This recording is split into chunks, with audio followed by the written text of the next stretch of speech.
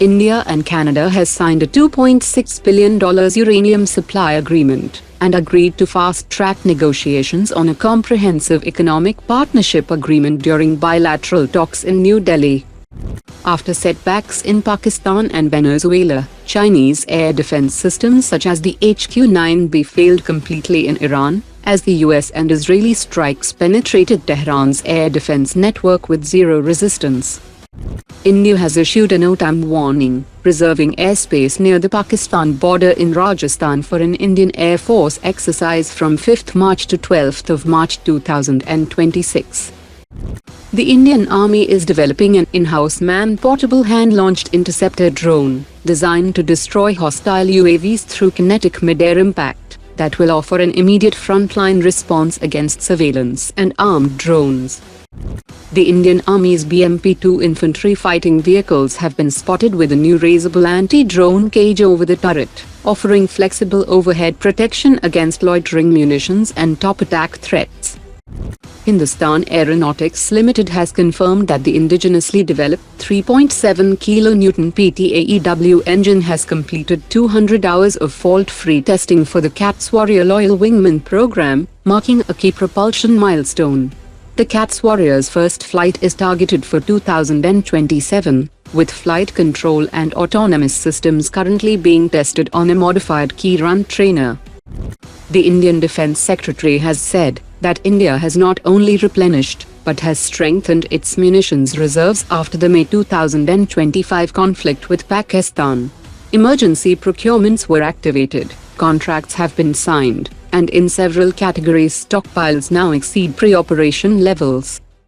India has proposed establishing defense production facilities in the Philippines, as the country advances its $35 billion military modernization program. Indian firms are ready to supply systems used by India's armed forces, and set up local manufacturing for surge capacity and long-term sustainment. Pakistan has raised concerns that India has forward-deployed Agni-II medium-range nuclear-capable ballistic missiles in Rajasthan, around 250 kilometers from the international border, saying that the move would place key Pakistani military and urban centers within closer strike range.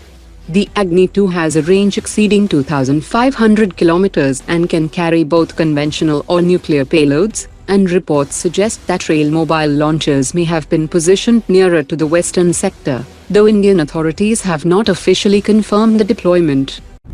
According to a media report, India is reportedly waiting to see whether a formal US offer for the F-35 materializes before taking a definitive call on the purchase of a stopgap foreign fifth-generation fighter jet. Sources indicate that any serious consideration would hinge on sovereign customization rights similar to Israel's F-35I model, particularly control over software mission data and electronic warfare architecture. A central requirement would be independence from US software update cycles, including the ability to integrate indigenous sensors, data links and electronic countermeasure algorithms, and independently program threat libraries. India would likely seek a similar arrangement like Israel, rather than a standard export configuration, but whether Washington would accommodate such demands remains uncertain. India is preparing to procure 5 additional S-400 air defense squadrons from Russia, doubling its fleet from 5 squadrons to 10 squadrons. Discussions are underway with Russia for the fresh acquisition, along with additional interceptor missiles to strengthen war reserves. The expanded deployment will cover both eastern and western sectors, reinforcing India's multi-layered air defense shield against fighter jets, drones, cruise missiles and ballistic threats. Today's top 3 comments.